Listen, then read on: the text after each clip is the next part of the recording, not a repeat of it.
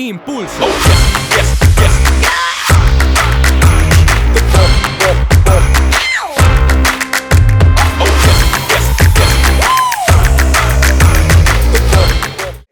¿Quién dice la gente que yo soy? ¿Y por qué el Señor le hace esta pregunta? ¿Quién dice la gente que yo soy? Y los discípulos le responden, Señor, algunos dicen que tú eres Juan el Bautista, otros dicen que tú eres Elías, y otros dicen que tú eres Jeremías o alguno de los profetas. Y entonces Él les hace la pregunta, yo creo que mirándole a los ojos les dice, ¿quién dice la gente que soy yo? Es importante, pero ¿qué dicen ustedes que soy yo? Y Pedro levanta su mano y como Pedro era, dice, Señor, tú eres el Cristo, el Hijo del Dios viviente. El Señor le dice, bendito eres porque mi Padre que está en los cielos te lo ha revelado. No lo aprendiste de ningún ser humano. Ahora te digo que tú eres Pedro y sobre esta roca edificaré mi iglesia. Esa frase la conocemos. Sobre esta roca edificaré mi iglesia. La religión tradicional dice que la roca es Pedro. Pero Pedro entendió perfectamente a qué roca Jesús se estaba refiriendo. Y luego el Señor dice, y las puertas del infierno, del Hades, no la podrán conquistar. Pedro proclama que Jesús es el Mesías, Dios hecho carne, el Salvador, el Hijo de Dios. Él es bendecido y es alabado por el Señor porque se le ha revelado por el Padre la persona de Jesucristo como el Señor y Salvador. Y es ahí donde aparece la primera vez la palabra iglesia. Nuestro Salvador es la roca fundacional sobre la cual se edificará la iglesia. Y Pedro lo entendió. Pedro describe esta realidad poderosa en su carta universal. Ahora ustedes se acercan a Cristo, quien es la piedra viva principal del templo de Dios. La gente lo rechazó, pero Dios lo eligió para darle gran honra. La piedra que los constructores rechazaron, ahora se ha convertido en la piedra principal. Pedro está aquí reconociendo que él tenía claro que la roca no era él, como el supuesto primer papa del cual habla la iglesia tradicional, sino que Jesús estaba refiriendo a que esa declaración de que Él es el Cristo, el Hijo del Dios viviente, iba a ser la piedra angular, la piedra fundacional sobre la cual se iba a edificar mi iglesia, dijo Jesucristo. Ahora, los discípulos debían tener una confianza, escuche esto, y claridad de quién era Jesús y quiénes eran ellos en Jesús para afrontar las pruebas de su fe que luego vendrían. Esta pregunta no era una pregunta de Jesús circunstancial para simplemente pasar el tiempo, no. El Señor iba a la cruz y Él sabía que los discípulos iban a ser movidos en su fe. Él sabía que los discípulos iban a ser sacudidos por la duda, por las grietas, por algunos puntos grises. Y es por eso que Él necesitaba afirmarles, asegurar que ellos sabían quién era Jesucristo. Si no hay certeza de quién es Jesús, la fe colapsa.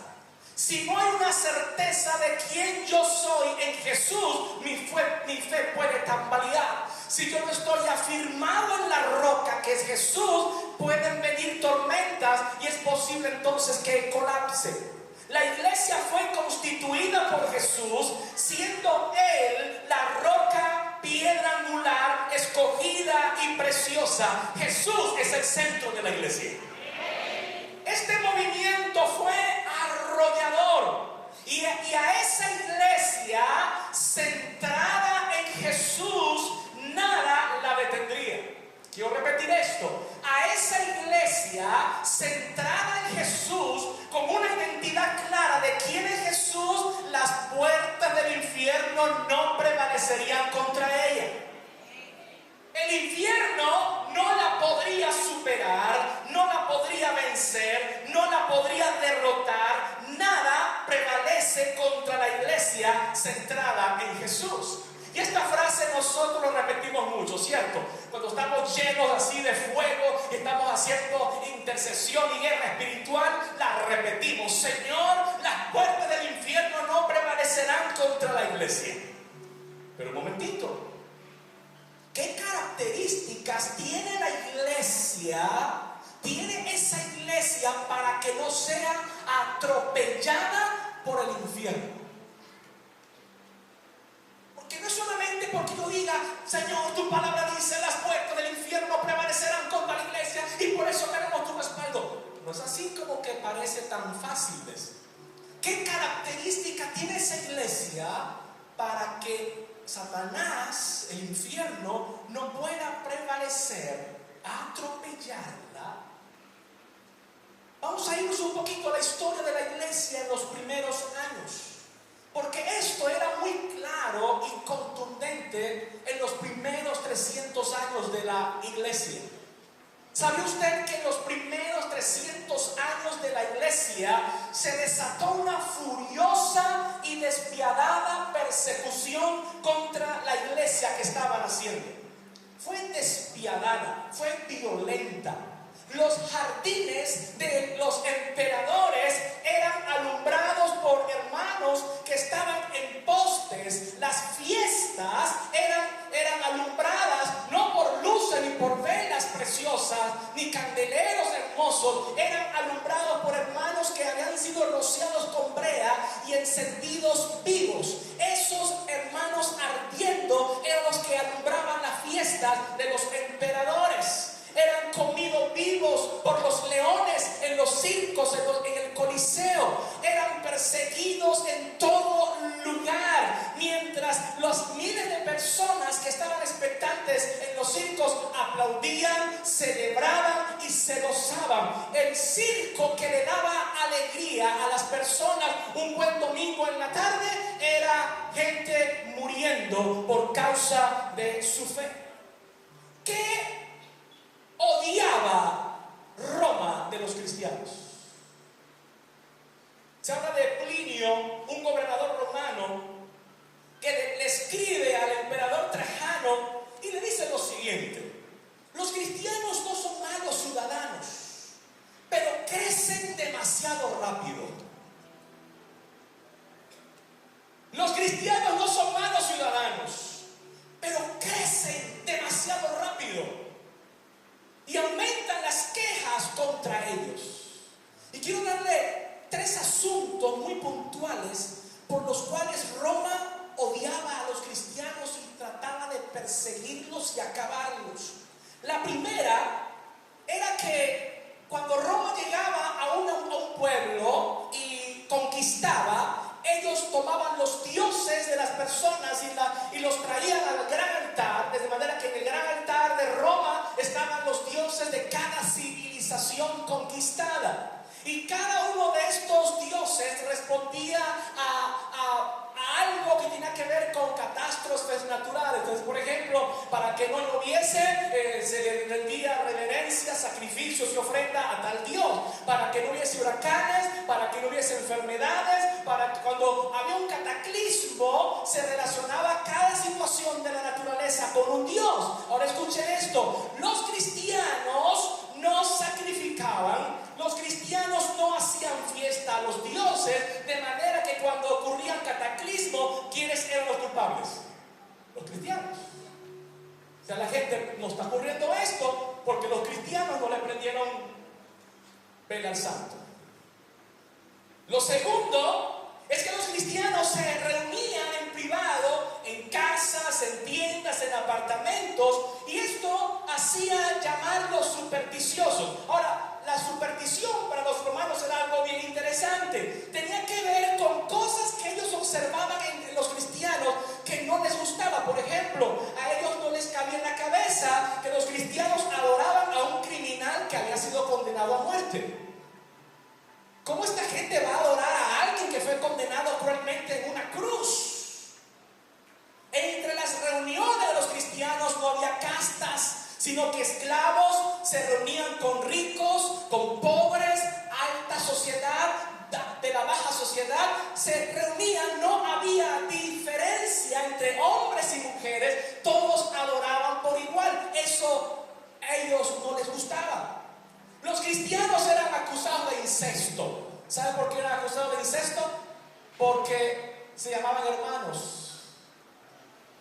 Cuando decía usted mi hermano, mi hermana, es porque ese se está viendo con un familiar. La Santa Cena era considerada magia negra porque se habla de la sangre de Cristo y el cuerpo de Cristo. Y por eso se consideraba una superstición la adoración de los cristianos.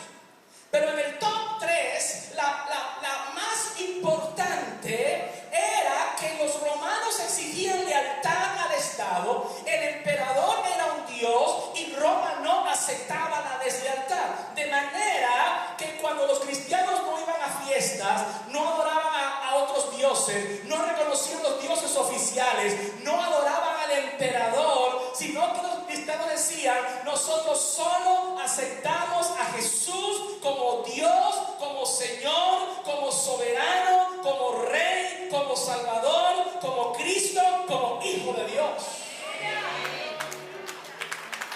Para los discípulos, para los cristianos de la primera iglesia, no había en esto negocio. Nosotros solo adoramos y aceptamos a Jesús como Rey y Señor. Frente a la muerte, frente a la persecución, no se rendían ni negaban a Jesús, sino que se multiplicaban más y más.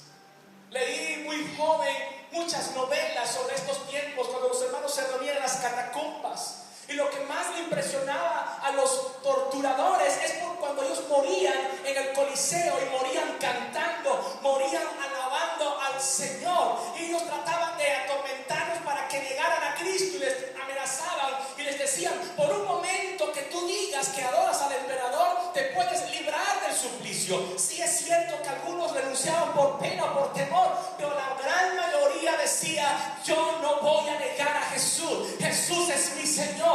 Jesús es mi Salvador, Jesús es mi Rey. Jesús es una iglesia centrada en Jesucristo. La iglesia centrada en Jesús es una iglesia trastornadora.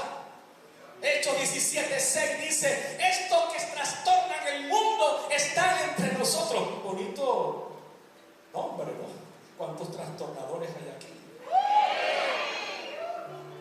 Y estaba buscando un poquito esa palabra trastornadora. Es como que alguien que hace que yo me levante, que deje mi zona, que deje mi territorio y que me levante a tomar una decisión. Y yo creo que la iglesia en este tiempo tiene que ser la iglesia que haga que las personas salgan de su estado de confort y tomen una decisión con respecto a Jesucristo. Una iglesia trastornadora. Ahora, la iglesia centrada en Cristo con impulso es una iglesia que reconoce como único Señor, Salvador, Dios y Rey. Lo he repetido de manera intencional varias veces en esta conferencia. Hay una película que se llama El Gladiador. ¿Cuántos la han visto? La película es muy épica, narra algunas escenas de lo que era la pelea de los coliseos. ¿Cómo se llama el emperador ahí de la película? Cómodo. Hay un señor que se llama Máximo, ¿lo recuerdan? Y que el muchacho es un excelente peleador, le han matado a su familia y él llega a Roma como gladiador. Pero en la historia es alguien que va por el emperador, porque el emperador fue el que destruyó su familia, y la historia se hace dramática cuando él llega a Roma y no logra el emperador vencerlo. Y una noche, una tarde, antes del día de la pelea, el emperador se mete a la celda. ¿Y qué hace con Máximo? Lo apuñalea. ¿Con qué propósito? Para que él no tuviese las fuerzas, para que él no tuviese la energía para la pelea del día siguiente. ¿Sabe algo? Este golpe a traición, aunque es una película, es una estrategia maquiavélica. ¿Estará el enemigo atacando a traición la fuerza de la iglesia para robarle impulso, hacerla débil, enfermiza, estancada? ¿Será una estrategia sutil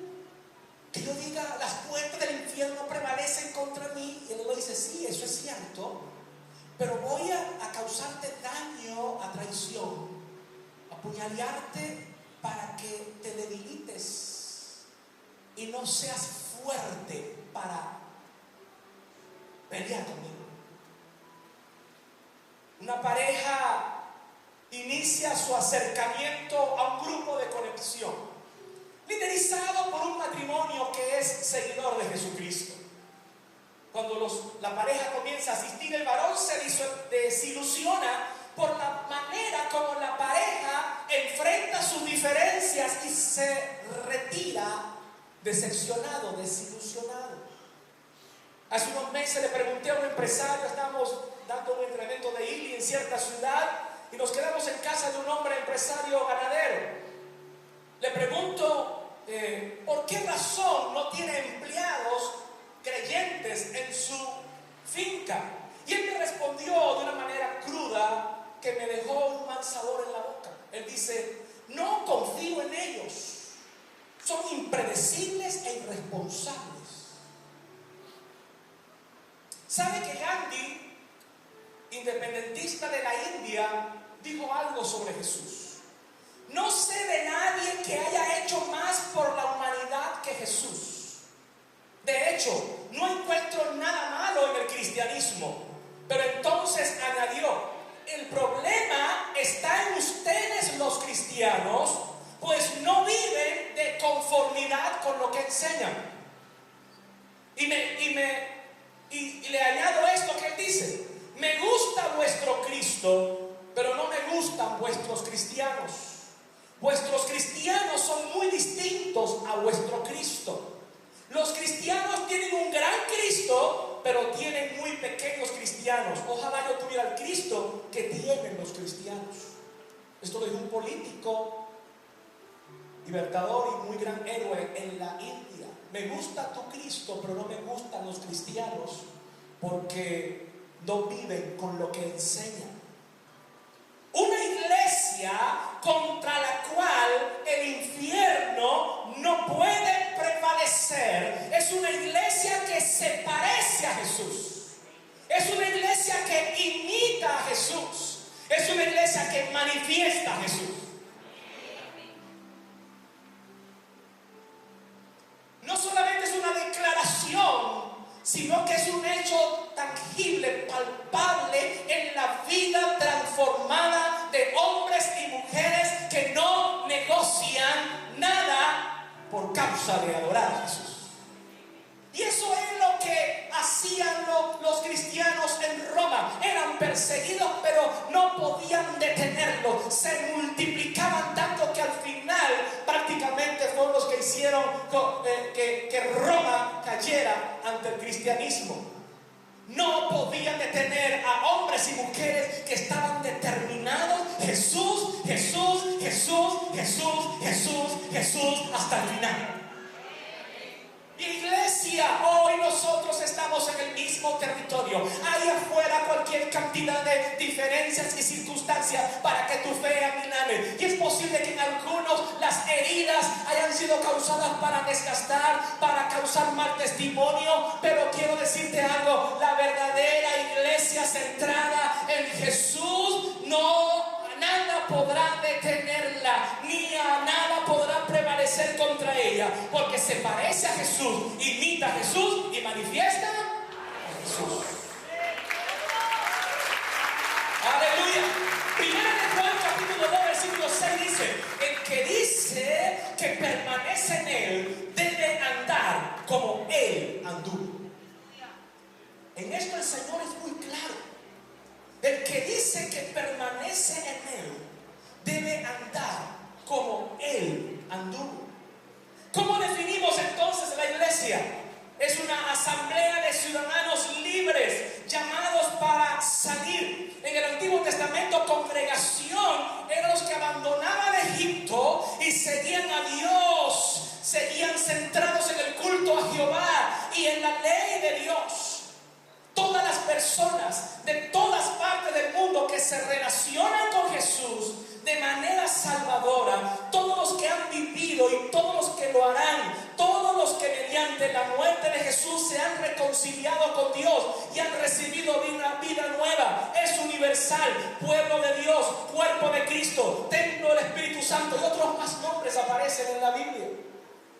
Todas las fuerzas opuestas a Cristo y a su reino no van a prevalecer, no pueden predominar, no pueden imponerse. Se le ha colocado un límite. La iglesia que se parece a Jesús es invencible. Se le ha puesto una raya al infierno y aquí no pasará, porque esa iglesia prevalecerá, porque es una iglesia que tiene clara su identidad en Jesucristo. Y esto a mí me llena de gozo, de alegría. Sé que se le ha puesto un límite al infierno para que no pueda prevalecer en la iglesia que tiene clara su identidad de quién es Jesús. Por eso no puedo cambiar mi mensaje. Por eso no puedo suavizar el mensaje. Por eso no puedo permitir que nada se inmiscuya en mi identidad. Por eso Jesús les hace la pregunta: ¿quién dice la gente que soy yo? Señor, dicen esto, esto y esto, pero ¿qué dicen ustedes? Porque va a venir un tiempo donde su fe va a ser atacada. Va a venir un tiempo donde la estabilidad va a ser movida. Pero yo necesito saber que ustedes estén claros, porque la claridad les dará fortaleza para avanzar por encima de toda circunstancia. Y hoy ocurre lo mismo. A Jesús muchos lo siguieron porque Jesús hacía excelentes milagros. Y Jesús una vez los miró y le dijo: ustedes me siguen porque ayer les di pan, les di carne, les di comida, les di pescado, y es por eso que me siguen. Síganme no por interés, síganme porque ustedes han reconocido quién soy yo. Hoy tenemos que decir lo mismo a nuestra gente. No siga a Jesús para que se le resuelvan los problemas. Sigue a Jesús porque has identificado que Él es el Señor, que Él es el Salvador, que Él es el que, aleluya, el que se colocó en la cruz, dio su vida por nosotros, pero resucitó al tercer día. Ese es el Evangelio. Ese es el Evangelio. No hay otro Evangelio. Ahora, escuchen esto. La iglesia, pues, es la comunidad de todos los verdaderos creyentes bajo el señorío de Jesucristo. Eso es lo que es la iglesia. Es una comunidad de creyentes bajo el señorío de Jesucristo. Por eso es que Romanos 10 dice que si confesares con tu boca que Jesús es el Señor, diga: Señor, mi dueño, mi amo. Él es el dueño. Él es el Señor. Si confesares con tu boca que Jesús es el Señor, y esa palabra no es una palabra de respeto, de gentilicio. Esa palabra dice: Señor, tú eres mi dueño, tú eres mi Señor, tú eres mi autoridad suprema. Te hago una pregunta: ¿es Jesús el Señor de tu vida? No responda tan rápido. ¿Es Jesús el Señor de tu vida? Frente a la persecución, frente a la trampa, frente a las vidas sin mucho sentido, ¿es Jesús el Señor de tu vida? ¿Hay lealtad y fidelidad a Jesús?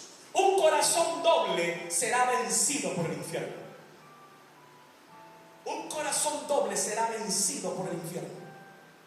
Si alguno me ama, mi palabra guardará, mi Padre lo amará, vendremos a Él y haremos nuestra morada con Él. El que no me ama no guarda mis palabras, y la palabra que escucha no es mía, sino del Padre que me envió. El infierno no puede vencer ni prevalecer contra la iglesia donde Jesucristo es el Señor. Quiero que repitamos esa frase: el infierno no puede vencer ni prevalecer contra la iglesia donde Jesús es el Señor. Lo segundo importante es que la iglesia es la asamblea de creyentes en donde la palabra es predicada. Conmigo, hay predicación. La iglesia es una comunidad donde los creyentes se reúnen y hay predicación. Así que la iglesia no es un club, no es un lugar para solo pasarla bien. No es un lugar para sentirnos cómodos. La iglesia es un lugar donde hay predicación de la palabra. La iglesia es una comunidad redentora donde obedecemos la palabra, donde nos donde compartimos la cena del Señor, donde adoramos, donde nos servimos el uno al otro. Esa me tiene hambre. Donde nos servimos el uno al otro. Dígale, mira a su hermano, dígale, yo soy tu servidor, dígale. Existimos para adorar al Rey. Es decir, esa práctica de predicación, de adoración, de comunión, de discipulado, de evangelización, eso se está haciendo por más de 2000 años. Esa es la iglesia.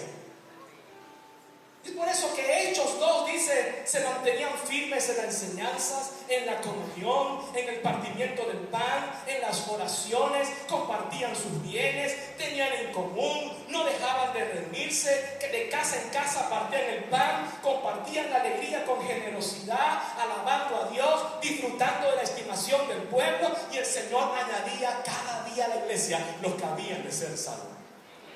Ese es el ADN de la iglesia. Compartir, abrazar la visión de Dios, de evangelizar, de predicar, de compartir la fe, todo girando alrededor de una comunidad que se ama y que se respeta y que juntos estamos dispuestos a manifestar a Jesús. ¿Participas con tus hermanos en la fe de la comunión o eres un miembro aislado de la iglesia? Equipos pastorales están aquí. ¿Participas con tu equipo en el trabajo o eres el que se mantiene aislado? Eso no es iglesia. ¿Contribuyes con tus recursos, con tus finanzas, con tus dones, con tus talentos, con tu tiempo a la vida de la comunidad de fe de la iglesia? ¿Cuántas veces observamos que somos iglesia, pero para algunas cosas hay tiempo, pero para otras cosas no tengo tiempo? Para algunas cosas tengo finanzas, pero para otras cosas no tengo finanzas. Estos días hacíamos un chiste, creo que lo hicimos en el grupo de pastores, y alguien comentaba, invitamos a los jóvenes a hacer un retiro, y los jóvenes, y le ponemos un precio al retiro de los jóvenes, y comenzan los jóvenes a chillar a los hermanos mayores. Estoy pastor, no puedo, no tengo plata, eso es muy difícil, eso es muy complicado, qué sé yo, y pum, pum, pum. Bueno, pero al final van 40. Cuando se paran en la primera parada del restaurante, salen con pepito, tostones, chupeta, y mínimo se gastan $20 en el. Dice, pero este no era el muchacho que no tenía dinero para ir al retiro. ¿Me está entendiendo? Que es una comunidad de fe en la que yo entiendo que la visión es compartida y yo soy parte de. Muchas veces no es tanto el que no se tenga el tiempo, sino que estoy comprometido con Jesús, con mis dones, con mis tiempos, mis finanzas, con todo, porque Jesús es el centro, el Señor de mi vida. Y podemos construir la iglesia, así podemos hacer el trabajo del Señor, porque todos estamos de acuerdo, aunque aquel trabajo, ahí yo soy parte del cuerpo de Cristo. El infierno no podrá contra los que están unidos al cuerpo con vida de comunión vital y crecimiento. Escuchen esto: el infierno no podrá cuando la iglesia está unida. Ayer cuando mi hermana tuvo el problema, todos salimos y todos estaban en el hospital, todos pendientes, y yo miraba a todos los pastores y los líderes que estábamos allá, y eso es iglesia. Porque la hermana está integrada, la pastora está integrada al cuerpo. El infierno no puede cuando hay unidad. El hermano es herido y todos salimos a cubrirlo. El hermano está en tormenta y todos salimos para ver cómo lanzamos esa la vida para sacarlo del medio de la tormenta. ¿Me está entendiendo? Al hermano le pasa, eso no es un problema mío. No. O iglesia es, hay comunión, hay vida. Y todos estamos como los 3 mosqueteros. Como dicen, uno para todos y todos para uno. Eso es iglesia. Ahora, lo último, que la iglesia existe para proclamar la redención al mundo. La iglesia es una fuerza centrífuga. Mañana vamos a hablar de eso.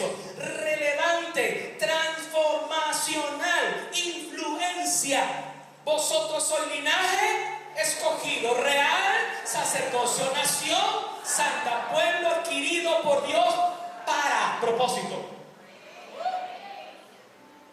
Soy linaje, eso nos gusta decir, soy linaje escogido, soy real sacerdocio, soy nación santa, pero para propósito. Hay un para qué, propósito.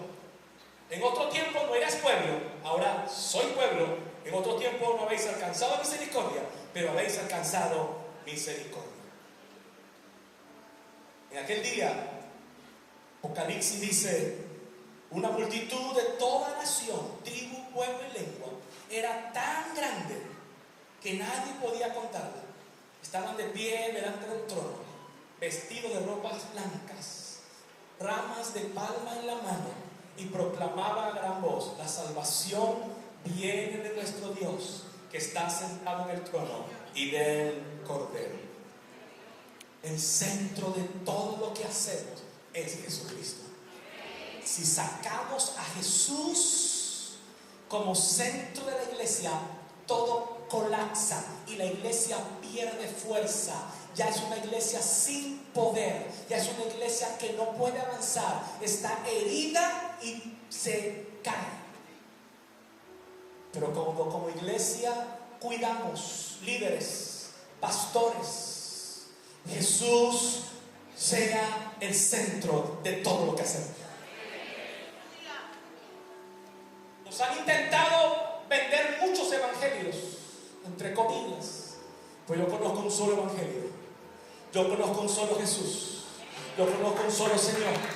Yo conozco un solo Salvador. Yo conozco un solo Rey. Yo conozco uno solo. Uno solo. Uno solo. No violencia. Sea celoso. Como decía el apóstol Pablo, yo celo para presentar esa novia pura delante de Dios. Y si Pablo habla de celo, habla de que él como apóstol de la iglesia dice: estoy cuidando, estoy protegiendo a esa novia para que vaya aquel día y se presente ante el novio y pueda decir: vengo limpia, vengo pura. Ese trabajo, pastores, es nuestro, presentar a la iglesia pura delante de Dios. Eso no es fácil, yo sé. En este tiempo hay muchos amantes que aparecen en el camino para intentar sacar la iglesia del propósito de Dios, porque sabe que herida ya no tendrá la fuerza para ir adelante. Pero allí donde nosotros los pastores somos llenos del Espíritu Santo, llenos de la palabra de Dios, para cuidar la iglesia, para que se parezca a Jesús, para que sea la imagen de Jesús en la tierra, para que manifieste a Jesús. No manifestamos el nombre de una organización, no manifestamos el nombre de una persona, manifestemos el nombre de Jesucristo. Jesucristo tiene que ser exaltado.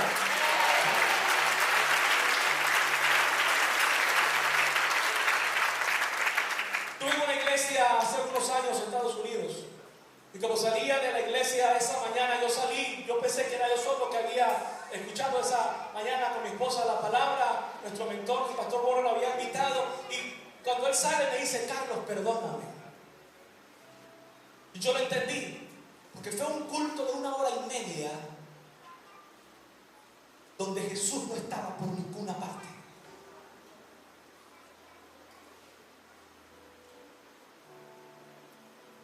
Y me decía: así está mucha gente en el altar, donde Jesús hace rato largo que desapareció de las iglesias. Jesús ha desaparecido de seminarios teológicos. Jesús ha desaparecido de iglesias, de organizaciones que tienen solo la vestimenta de religión, pero Jesús hace rato que desapareció. Pero que nuestras iglesias, Jesús sea el centro.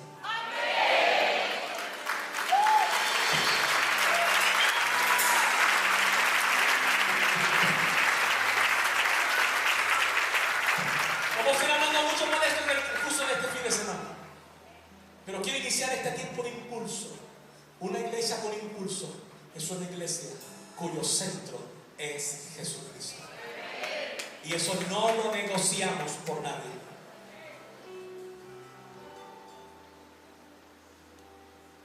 Terminando, te suplico encarecidamente delante de Dios y del Señor Jesucristo, que juzgará a los vivos y a los muertos en su manifestación y en su reino, que prediques la palabra, que instes a tiempo y fuera de tiempo, redarguye, reprende, exhorta con toda paciencia y doctrina. Póngase en pie, por favor.